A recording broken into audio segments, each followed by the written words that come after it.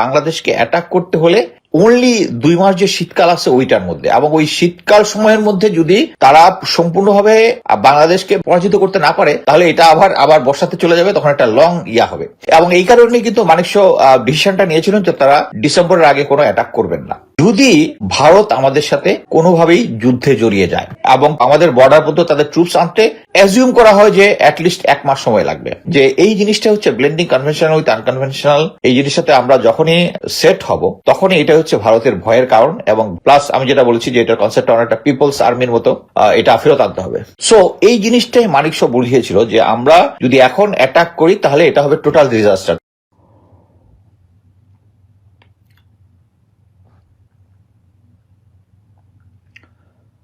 আসসালামু আলাইকুম। আমি এই লাইভটা করছি, যেটা আমি আগে বলেছিলাম যে বাংলাদেশ সেনাবাহিনীর যে একটা অ্যাডপ্টেড ডক্ট্রিন ছিল, সেটা হচ্ছে ব্লেন্ডিং কনভেনশনাল উইথ আনকনভেনশনাল। এই জিনিসটা যেটা লাস্ট টাইম সেনাবাহিনী এক্সারসাইজ করেছে 2012 সালে, এবং এরপরে এটা আওয়ামী লীগ সরকার বিলুপ্ত করে দিয়েছে।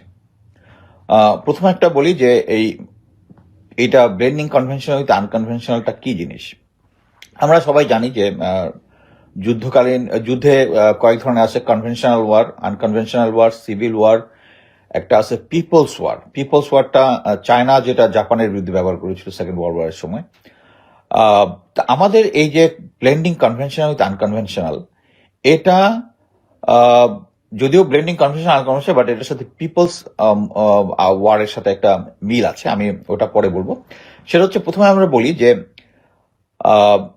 1971-এ যখন আমরা মুক্তিযুদ্ধে ছিলাম, তখন ভারতীয় সেনাবাহিনীকে কিন্তু সম্ভবত এপ্রিল মে এই সময়কাই তারা তাদের তৎকালীন প্রধানমন্ত্রী বলেছিল যে ইন্ডিয়াতে মানে বাংলাদেশে প্রবেশ করার জন্য, তৎকালীন ইস্ট পাকিস্তানে প্রবেশ করার জন্য। তখন মানে এই জিনিসটা আমি কেন জানি, আমরা যখন মিলিটারি একাডেমিতে ছিলাম তখন আমাদের যে প্লাটুন কমান্ডার, সম্ভবত তৎকালীন মেজর ফারুক, তখন অ্যাপ্রিসিয়েশন জিনিসটা হচ্ছে, আমরা যখন কোনো মিলিটারি ডিসিশন মেকিং প্রসেসে যাই, এখন যেটা এমডিএমপি বলেন, মিলিটারি ডিসিশন মেকিং প্রসেস, এটা আগে ছিল হচ্ছে অ্যাপ্রিসিয়েশন। এই মিলিটারি ডিসিশন মেকিং প্রসেসটা পরবর্তীতে সম্ভবত আফটার 2000 অর সামওয়্যার, আমি জাস্ট ডেটটা ভুলে গেছি, বাট আগে আমরা বিএমইতে ছিলাম তখন এমডিএমপি ছিল না, তখন ছিল হচ্ছে অ্যাপ্রিসিয়েশন যখন পড়ায় তখন বলতেছিল যে যখন প্রাইম মিনিস্টার ইন্দিরা গান্ধী যখন জেনারেল মানেকশকে ডাকে, তখন উনি শুধু 2 পাতার একটা অ্যাপ্রিসিয়েশন নিয়ে গেছেন আমাদের অ্যাপ্রিসিয়েশনের গুরুত্ব বোঝানোর জন্য। এবং অ্যাপ্রিসিয়েশনে কি ছিল যে ওখানে ইন্দিরা গান্ধীকে উনি বুঝিয়েছেন। আরেকটা জিনিস, যারা স্যাম বাহাদুর মুভিটা আছে ওইটার মধ্যে, এটা আমি যেভাবে বলছি ওভাবে নাই, বাট একইভাবে বলা আছে। সেটা হচ্ছে, তখন স্যাম মানেকশ বলতেছেন যে আমি যদি একটা যুদ্ধ করতে চাইলে আমি জিততে চাই, আর যদি জিততে চাই তাহলে এখন যদি আমরা অ্যাটাক করি বাংলাদেশকে ইস্ট পাকিস্তানে, তাহলে আমরা টোটাল ফেলিওর, আমরা হেরে যাব কি জন্য? এখানে আসতেছে ওই কনসেপ্টটা যে বাংলাদেশকে বলা হয় হচ্ছে ডিফেন্ডার্স প্যারাডাইস মানে হচ্ছে, এটা ঐতিহাসিকভাবে, এটা কিন্তু এখন না, ঐতিহাসিকভাবে কি জন্য, যুগে যুগে পৃথিবীতে আমরা সবাই জানি আলেকজান্ডার এদিকে এসেছিল। আলেকজান্ডার কিন্তু এদিকে এসে তাদের রেকি পার্টি এসে বলে দিচ্ছে যে তাদের বাংলাদেশ তারা অ্যাটাক করলেও জিততে পারবে না, তাদের অনেক সাফারিংস হবে। কি জন্য? কারণ এই দেশ 12 মাসের মধ্যে 8 থেকে 10 মাসই থাকে হচ্ছে পানির নিচে। সো ক্যাভেলারি চার্জ তারা করতে পারবে না। আধুনিক যুগে সেম জিনিস, আধুনিক যুগে কি ট্যাঙ্ক, এই ট্যাঙ্ক ভোর কিন্তু তারা চালাইতে পারবে না বর্ষাকালীন সময়ে বা বৃষ্টির সময়। সো এই জিনিসটাই মানিকশ বুঝিয়েছিল যে আমরা যদি এখন অ্যাটাক করি তাহলে এটা হবে টোটাল ডিজাস্টার। তারপরে আরো এখানে কনসেপ্ট ছিল যে তারা ইচ্ছা করলেই তাদের সমস্ত ফোর্স অ্যাকচুয়ালি বা ইস্ট পাকিস্তানের বর্ডার আনতে পারবে না, তাদেরকে ওয়েস্ট পাকিস্তান থ্রেটটা দেখতে হবে, চায়না বর্ডার দেখতে হবে। সো এটার পরে মানে এটার ফাইনাল ডিসিশন হচ্ছে একটাই, যে বাংলাদেশকে অ্যাটাক করতে হবে একটা অনলি 2 মাস যে শীতকাল আছে ওইটার মধ্যে, এবং ওই শীতকাল সময়ের মধ্যে যদি তারা সম্পূর্ণভাবে এই বাংলাদেশকে বা ইস্ট পাকিস্তানকে পরাজিত করতে না পারে, তাহলে এটা আবার বর্ষাতে চলে যাবে, তখন একটা লং হবে। এখন আমাদের পয়েন্ট অফ ভিউতে যেটা, সেটা হচ্ছে, এবং এই কারণে কিন্তু মানিকশ ডিসিশনটা নিয়েছিলেন যে তারা ডিসেম্বরের আগে কোনো অ্যাটাক করবেন না। আচ্ছা, এখানে আসি। এখন এই আমরা আমাদের যে ডিফেন্স যেভাবে সাজিয়েছি সেটা হচ্ছে আমাদের চতুর্দিকে আছে ভারত আছে, মায়ানমার আছে। এর আগে আমি উলফ্ল্যান্ড ট্যাকটিক্স নিয়ে কথা বলেছি। এই জায়গাটার মধ্যে যেটা হবে সেটা হচ্ছে, যদি ভারত আমাদের সাথে কোনোভাবেই যুদ্ধে জড়িয়ে যায়, একটা ফুল ফ্লেজেড যুদ্ধে জড়িয়ে যেতে হলে যদি যুদ্ধের ঘোষণা থেকে আহ, এবং আমাদের বর্ডার পর্যন্ত তাদের ট্রুপস আনতে অ্যাজিউম করা হয় যে অ্যাটলিস্ট 1 মাস সময় লাগবে। এই 1 মাস সময়ের মধ্যে আমাদের ডিফেন্স প্রিপেয়ার হয়ে যেতে পারে। তারপরও ধরে নিলাম যে ভারত যেহেতু আমাদের মিলিটারি কম্পেয়ার করলে তাদের মিলিটারি যেহেতু অনেক সুপিরিয়র সংখ্যায়, আমি বলতেছি সংখ্যায়, তাহলে আমরা তাদের সাথে হয়তোবা শেষ পর্যন্ত পেরে উঠব না। হয়তো আমরা 2 থেকে 3 মাস তাদেরকে সাস্টেন করতে পারবো। 2 থেকে 3 মাস পরে কি হবে?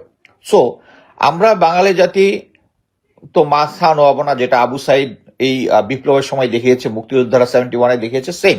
সো বাংলাদেশ আর্মি যে প্ল্যানটা অ্যাডপ্ট করেছে ডক্ট্রিন হিসাবে, এটা প্রথমে করেছিল 1993। তখন থেকে আমরা সামার কালেকটিভ, যেটা আনকনভেনশনাল ওয়ারের প্র্যাকটিস, এবং উইন্টার কালেকটিভ ডিসেম্বর যেটা আমরা করি শীতকালীন যৌথ প্রশিক্ষণ, যেটা কনভেনশনাল ওয়ারফেয়ার। সো এটা পরবর্তীতে 95-এ অফিসিয়ালি এক্সারসাইজ শুরু হলো, এবং শেষের দিকে এটা নিয়ে একটা ডক্ট্রিন আকারে আমরা প্রেসি প্যাম্পলেট হিসেবে আমরা ব্যবহার করা শুরু করলাম। এবং এটার মেইন কারণ হচ্ছে যে এই কনভেনশনাল আনকনভেনশনাল মেইন জিনিস হচ্ছে, আমরা যখন 2 থেকে 3 মাস যদি একটা ফুল ফ্লেজেড ওয়ারে যাই ভারতের সাথে, আমরা যদি তখন তাদের সাথে যদি পেরে না উঠি, তখন আমরা তাদেরকে অ্যালাউ করব আমাদের দেশে ঢুকে পড়ার জন্য। That's the concept of people's army. এবং আমরা আমাদের যে মেইন হেভি ওয়েপন যেগুলো আছে, এগুলা ক্যাশে করে ফেলবো। ক্যাশে মানে ওগুলা লুকিয়ে ফেলবো, আন্ডারগ্রাউন্ড করে ফেলবো, করে আমরা আনকনভেনশনাল ওয়ারে চলে যাব। তার মানে হচ্ছে, এবং এই আনকনভেনশনাল ওয়ারে আমাদের সাথে আমাদের যে 18 থেকে 20 কোটি জনতা আছে, এটার মধ্যে ইন্দাজ হবে। এবং এটার জন্য প্রতিটা উইন্টার কালেকটিভ এক্সারসাইজে কিন্তু আমরা আমাদের যে আনসার বাহিনী আছে, তারপর ভলেন্টিয়ার আছে, এদেরকে কিন্তু আমরা এটার মধ্যে সম্পৃক্ত করি, এবং এটার মাধ্যমে তাদেরকেও ট্রেনিং করা হয়। আমরা জানি যে বিএনসিসিরা যারা ভলেন্টিয়ার, বিএনসিসি তাদেরকে কিন্তু অস্ত্র প্রশিক্ষণ দেওয়া হয়। সো এটাই হচ্ছে ভারতের সবচেয়ে ভয়ের বিষয়, যে আমরা আমাদের সিভিলিয়ান পপুলেশনকে আমাদের মিলিটারি ডক্ট্রিনের মধ্যে সংযুক্ত করে ফেলতেছি। এবং ফাইনালি যদি যুদ্ধ হয়, আমরা কিন্তু আনসার বাহিনীকে আমাদের কম্পিটিভ ইউনিফর্ম সাপ্লাই দেবো। It is written in the doctrine. So এই ডক্ট্রিনটাই হচ্ছে ভারতের একটা ভয়, যে আমরা যদি এই টোটাল ওয়ার কনসেপ্টটা, মানে আমাদের মধ্যে যেটা হচ্ছে, আমরা তাদের কাছে কখনো সারেন্ডার মাথা নত করবো না, এবং এটা শেষ পর্যন্ত যুদ্ধটা চলে যাবে। এবং ওরা ভালো মতো জানে, যদি এই 2 মাসের মধ্যে, এই উইন্টারের 2 মাসের মধ্যে যদি তারা কোনো ফুল সাকসেস না পায়, ইট উইল কন্টিনিউ। আর আমাদের যে স্ট্রেংথ আছে, ওই 2 মাসের মধ্যে আমাদেরকে দখল করে ফেলবে, এটা সম্ভব না। 1971 যদি বলেন, 1971-এ কি হয়েছে? ওই সানজুর একটা কথা আছে, if you know yourself and know your enemy, you can defeat hundreds of your enemies. সোজা এই ধরনের একটা কথা বলছে, আমি একজ্যাক্ট কথাটা মনে নাই, বাট জিনিস হচ্ছে, এখানে 71-এ যেটা হয়েছে, তারা আমাদের মুক্তিযোদ্ধাদের মাধ্যমে তারা একদম অলি গলির খবর চবর, কোন জায়গায় কয়টা ট্রেঞ্চ আছে, ট্রেঞ্চের মধ্যে একজন থাকে না 2জন থাকে, এটার মধ্যে এলএমজি আছে নাকি রাইফেল আছে, এই এত ডিটেলস আমরা ওদেরকে জানিয়েছি। যার ফলে তারা আর্টিলারি পিন পয়েন্ট ভাবে তাদেরকে ইন্ডিয়া ইস্ট পাকিস্তানে যারা পজিশন ছিল, তাদের পজিশনকে নিউট্রালাইজ করতে পারছে। এবং প্রতিটা যুদ্ধে সামনের সারিতে ছিল আমাদের East Bengal Regiment, no doubt in it. এবং তারা ভালোভাবেই জানে যে ইস্ট বেঙ্গল রেজিমেন্টের উপর তাদের কতটুকু ভরসা আছে। তারা জানে 65 ওয়ারে প্রেসিডেন্ট জিয়া মেজর থাকা অবস্থায় যে ব্যাটালিয়ান ছিল ওয়েস্ট ফ্রন্টে, ওই ফ্রন্টটাই তাদের লাহোর পর্যন্ত যে একটা ছিল, তাদের একটা বড় অ্যাডভান্স টু কন্ট্যাক্ট ছিল, যেটা তারা বলেছিল তারা নাকি লাহোরে গিয়ে চা খাবে, ওটা থামিয়ে দিয়েছিল আমাদের ইস্ট বেঙ্গল রেজিমেন্ট। ওই ব্যাটালিয়নে ছিল প্রেসিডেন্ট জিয়া, এবং তিনি কিন্তু এটার জন্য সিতারে জুরাত বা একটা পদক পেয়েছিলেন। সো ওই স্ট্রেংথে, ওই ইস্ট বেঙ্গলের স্ট্রেংথে ভারত এসে পাকিস্তানিদেরকে ডিফিট করেছিল। সো তারা ভালোভাবেই জানে যে আমরা এই conventional with unconventional, blending conventional with unconventional, এটা যদি আমরা অ্যাডপ্ট করি, এবং আমাদের যে 18 থেকে 20 কোটি জনতা যদি এটার মধ্যে এনগ্রাফ হয়, তাহলে কিন্তু তাদের কোনো সুযোগই নেই। তারা যেটা হবে, তাদের অ্যাট্রেশন হবে। অ্যাট্রেশন মানে হচ্ছে ধীরে ধীরে তারা কমপ্লিট জয় কখনো করতে পারবে না। এবং আমাদের ডক্ট্রিনটাই হচ্ছে মাথা না নোয়ানো, মানে শেষ পর্যন্ত আমরা ফাইট করে যাব। তোমরা আমাদের দেশ, তোমাদের যে সুপিরিয়র স্ট্রেংথ আছে করতে পারো, কিন্তু আমাদেরকে ইয়ে করো। এইটাই হচ্ছে সবচেয়ে ভয়। এবং এই ডকট্রেনটা লাস্ট বাংলাদেশ আর্মি এক্সারসাইজ করেছে 2012-এ, এটা আওয়ামী লীগের সময়, এবং এরপর থেকে এই জিনিসটা আর দেখায় নাই। তখন ডাইরেক্টর মিলিটারি ট্রেনিং ছিল হচ্ছে জেনারেল শফিউদ্দিন, এবং পরবর্তীতে এইগুলা কন্টিনিউ না করেই উনি পরবর্তীতে সেনাপ্রধান হয়েছেন। সো এটাই হচ্ছে সবচেয়ে ডেঞ্জারাস জিনিস। একটা জিনিস আমি বলতে পারি যে আমি ইন্ডিয়ান আর্মির সাথে, ইন্ডিয়ান স্পেশাল ফোর্সের সাথে এক্সারসাইজ করেছি, এটা নিয়ে আমার লেখা আছে। We are much more far better then them, আমি ওটাকে গ্যারান্টি দিয়ে বলতে পারি। এবং এটা হচ্ছে ইটস নট, আমাদের আর্মিতে একটা কথা আছে, it's not the man behind the gun importance. এখন একটা জিনিস দেখেন, ওরা এত পাকিস্তানের স্ট্রেংথ ওদের থেকে কম, হ্যাঁ, বা যদি মিলিটারি গ্রাফ দেখেন, কিন্তু দেখেন ওদের JF-7 দিয়ে কিন্তু ওদের মিগ-21 তাদেরকে ড্রপ করে দিছে কিন্তু, এবং তারা এটা নিয়ে প্রোপাগান্ডা চালাইছে, এটা ওদের F-16 ব্যবহার করছে। বাট পরবর্তীতে আমেরিকানরা গেছে, গিয়ে দেখছে F-16 এর কাউন্ট সব ঠিক আছে। হ্যাঁ, একজন লিখছেন সিতারাই জুরাত, ইয়েস, প্রেসিডেন্টের সাথে সিতারাই জুরাত ওখানে পেয়েছিলেন।